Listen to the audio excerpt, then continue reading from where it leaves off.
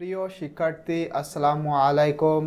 আজকের এই ক্লাসে আমি তোমাদের সাথে আলোচনা করব তোমাদের ইংরাজি বইয়ের চ্যাপ্টার 4.2.1 নিয়ে।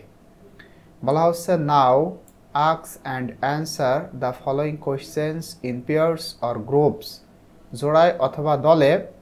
এখানে যে প্রশ্নগুলো রয়েছে এই প্রশ্নগুলোর উত্তর তোমাদের করতে হবে। দেন তারপর share your answers with the class, তারপরে ক্লাসে তোমার প্রশ্নের উত্তরগুলো শেয়ার করতে হবে। তো কিভাবে তোমরা এটা করবে আমি সেটা সব কিছু ইনশাল্লাহ এখানে সুন্দর করে একেবারে বাংলা অর্থ সহ তোমাদের জন্য লিখেছি। এখন এখান থেকে জাস্ট তোমাদেরকে বুঝিয়ে দিব। সুতরাং ভিডিওটি শুরু করার পূর্বে তোমাদের কাছে অনুরোধ থাকবে, তোমরা এখনও যারা আমার এই চ্যানেলটি সাবস্ক্রাইব করোনি, please subscribe my channel and stay connected. এবং তুমি যদি অলরেডি সাবস্ক্রাইব করে থাকো তোমাকে অসংখ্য ধন্যবাদ। দেখো, এ নম্বর প্রশ্নে বলা হচ্ছে, এখানে প্রশ্ন রয়েছে 5টা এবং এই প্রশ্নটা অর্থাৎ এই যে চ্যাপ্টার 4.2.1 এই চ্যাপ্টারটা উপরের যে চ্যাপ্টার অর্থাৎ এই যে দেখো এখানে 4.1.1 অর্থাৎ টেক্সট 1 এবং টেক্সট 2 এই দুইটা জিনিস কিন্তু তোমাদের ভালো মতো জানা থাকতে হবে। তাহলেই তোমরা এখানে যে প্রশ্নগুলো রয়েছে এই প্রশ্নগুলোর উত্তর সুন্দর করে করতে পারবে। তো আমি আশা করতেছি অবশ্যই তোমরা 4.1.1 ভিডিওটা দেখেছো। এখন আমি জাস্ট তোমাদের সাথে প্রশ্নের উত্তরগুলো নিয়ে আলোচনা করব। দেখো, এ নম্বর প্রশ্নটাই বলা হচ্ছে দ্য গ্রাফ। আচ্ছা দেখো, এ নম্বর প্রশ্নে বলা হচ্ছে দ্য গ্রাফ অর্থাৎ টেক্সট 1 অ্যান্ড দ্য টেক্সট এবং টেক্সট 2 মানে গ্রাফ এবং text are on the same topic. এই দুইটা জিনিস একই টপিকের ওপরে। Do you agree or disagree? তুমি কি এইটার সাথে একমত নাকি একমত নয়? মানে সম্মত, অ্যাগ্রি মানে সম্মত বা একমত নাকি একমত না। তো এই প্রশ্নের উত্তরে আমরা বলবো ইয়েস, হ্যাঁ, the graph and the text are indeed মানে প্রকৃতপক্ষে। গ্রাফ এবং টেক্সট প্রকৃতপক্ষে অন দ্য সেম টপিক, একই বিষয়ের বা একই টপিকের ওপরে। Both focus on female education in Bangladesh. দুইটা জিনিসই ফোকাস করে মানে মেয়ের শিক্ষার উপরে, নারী শিক্ষার দিকে এটা ফোকাস করে বাংলাদেশের। তাহলে এটা কিন্তু আমাদের এ নম্বর প্রশ্নের অ্যান্সার। এরপরে দেখো, বি নম্বর প্রশ্নে বলা হচ্ছে how are the presentations of the text different from each other. মানে দুইটা জিনিসই তো এক, মানে ফিমেল এডুকেশন নিয়ে। তো এখন প্রশ্ন করা হচ্ছে হাউ আর দ্য প্রেজেন্টেশনস মানে এই যে উপস্থাপনা, কিভাবে এই উপস্থাপনা দুইটা অফ দ্য টেক্সট মানে এই টেক্সটের উপস্থাপনা ডিফারেন্ট ফ্রম ইচ আদার একে অপরের থেকে ভিন্ন বা আলাদা কিভাবে। এক্সপ্লেইন উইথ এক্সাম্পলস, ব্যাখ্যা করো উইথ এক্সাম্পলস মানে উদাহরণ দিয়ে এটা ব্যাখ্যা করো। তো এখন দেখো আমরা লিখবো answer. The graph visually represents data over time. এই যে গ্রাফ, এই গ্রাফটি দৃশ্যত সময়ের সাথে ডাটা বা তথ্যকে রিপ্রেজেন্ট করে। রিপ্রেজেন্ট মানে উপস্থাপন করে। It shows the percentage of female students এবং এইটা দেখায় মহিলা শিক্ষার্থীদের percentage completing lower secondary school in Bangladesh from 2011 to 2019, যারা 2011 সাল থেকে 19 সালের মধ্যে বাংলাদেশের লোয়ার সেকেন্ডারি স্কুল মানে নিম্ন মাধ্যমিক বিদ্যালয় কমপ্লিট করতেছে, এইটাই মূলত এই গ্রাফে দেখায়। তো তোমরা যদি মনে করো এইটুকু লিখবা তাও হবে, মানে এখান থেকে এইটুকু না লিখলেও হবে। আবার লিখতেও পারো the birds indicate the growth trend, মানে এইটি মূলত কি করে, বৃদ্ধির প্রবণতাকে নির্দেশ করে। তাহলে এইটা হলো আমাদের গ্রাফ এর আলোচনা।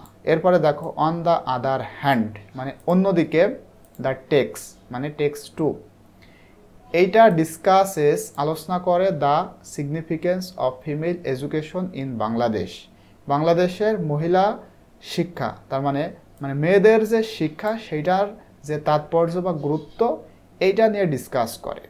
ইট highlights academic achievements, economic contributions and societal impact এবং এইটা তুলে ধরে একাডেমিক অর্জন, তারপরে অর্থনৈতিক যে অবদান এবং সামাজিক প্রভাব, এই জিনিসকে তুলে ধরে। It's more qualitative and narrative, এবং এইটা আরও গুণগত এবং বর্ণনামূলক। এইটুকু না লিখলেও হবে, ঠিক আছে? তো তোমরা এখান থেকে যদি মনে করো এটুকু লিখবে প্রথমটার জন্য, এবং তারপরে এখান থেকে এটুকু লিখবে, তাহলে কিন্তু অ্যান্সারটা হবে। এরপরে দেখো সি নম্বর প্রশ্নে বলা হচ্ছে, can you think of any other way to present on the same topic. বলা হচ্ছে ক্যান ইউ থিঙ্ক, তুমি কি ভাবতে পারো বা চিন্তা করতে পারো, অফ অ্যানি আদার ওয়ে, অন্য কোনো উপায়ের, যেই জিনিসটা to present on the same topic, মানে একই টপিক বা বিষয়কে প্রেজেন্ট করতে অন্য কোনো উপায় তুমি কি ভাবতে পারো? ইফ ইয়েস, যদি ভাবতে পারো, মানে যদি হ্যাঁ হয়, হোয়াট ইজ দ্যাট, সেই উপায়টা কি? হাউ ইজ দ্যাট, এবং কিভাবে এই জিনিসটা ডিফারেন্ট ফ্রম দিস টু। এই দিস টু বলতে টেক্সট 1, অর্থাৎ এখানে ছিল গ্রাফ, এবং টেক্সট 2, এখানে কি ছিল, একটা টেক্সট ছিল। তো এই দুইটা জিনিস থেকে কিভাবে এই জিনিসটা ভিন্ন। এখানে এই বাংলাটা দেখলে হয়তো তোমরা বুঝতে পারবে না, একটু ভালো করে বুঝতে হবে। তোমার কথা বলা হচ্ছে, তুমি কি ভাবতে পারো যে একই জিনিস অন্য কোনোভাবে উপস্থাপন করা যায়, এটা কি চিন্তা করতে পারো? যদি পারো তাহলে সেই উপায়টা কি? এবার বলা হচ্ছে how is that different from this two, অর্থাৎ এখানে যে দুইটা উপায় রয়েছে, একটা গ্রাফ আর একটা টেক্সট, এই দুইটা জিনিস থেকে, ফ্রম মানে থেকে, কিভাবে এই যে তোমার যে চিন্তাভাবনা, তোমার যে ভাবনা, এইটা কিভাবে ভিন্ন বা আলাদা, সেটাই তোমাদেরকে লিখতে হবে। তো দেখো এখানে আমরা লিখব ইয়েস, মানে হ্যাঁ, I think there are other ways of presenting the same thing, মানে একই বিষয় প্রেজেন্ট করতে অন্য কোনো উপায় রয়েছে। সেই উপায়টা কি?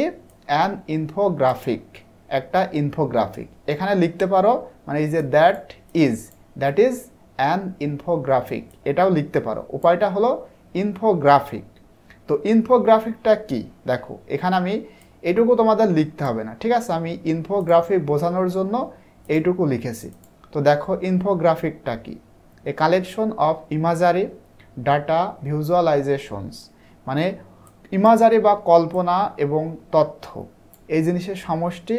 সেটা হতে পারে পাই চার্ট অথবা বার গ্রাফস, এবং মিনিমাল টেক্সট, যেই জিনিসটা কোনো একটা টপিককে, মানে টপিকের ওপরে ভালো মতো বুঝতে আমাদেরকে সাহায্য করে।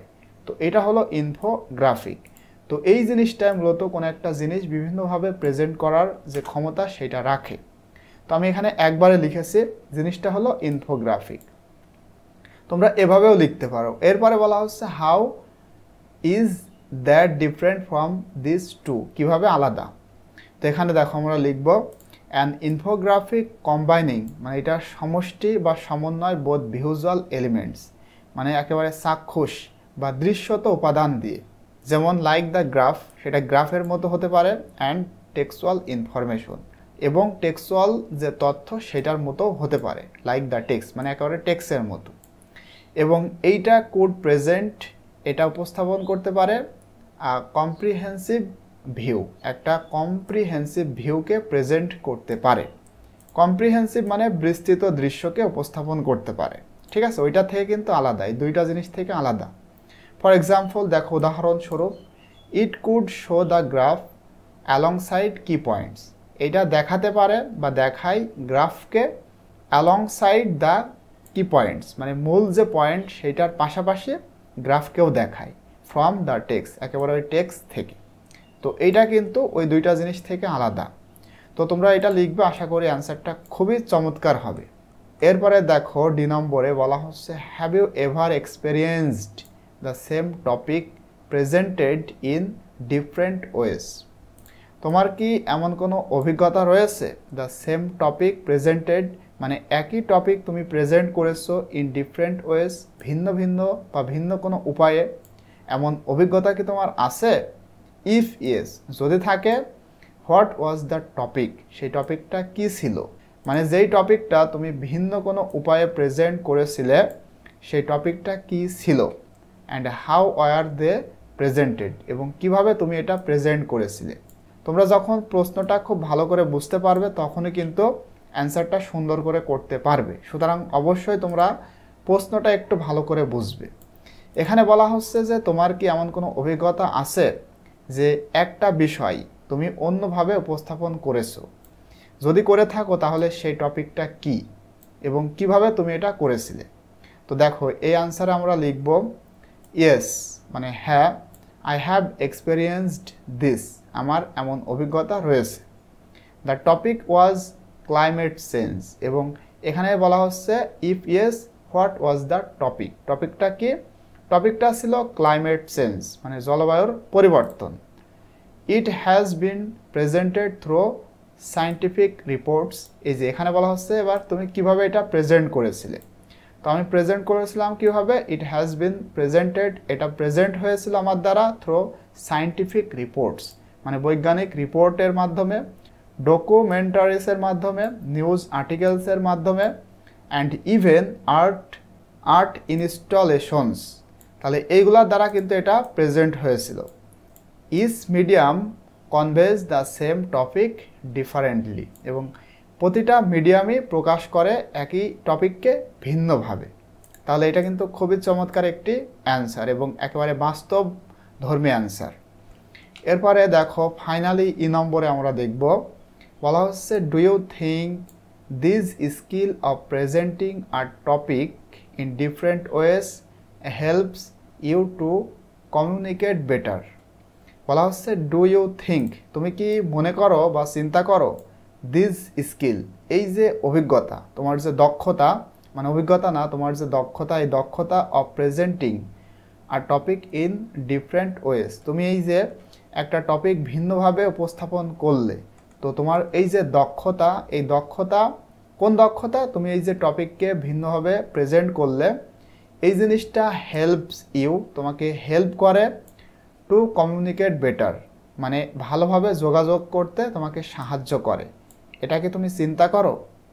ইফ ইয়েস, যদি করে থাকো, এক্সপ্লেইন উইথ অ্যান এক্সাম্পল, মানে এটা ব্যাখ্যা করো একটা উদাহরণ দিয়ে, বা উদাহরণের সাথে এটা ব্যাখ্যা করো।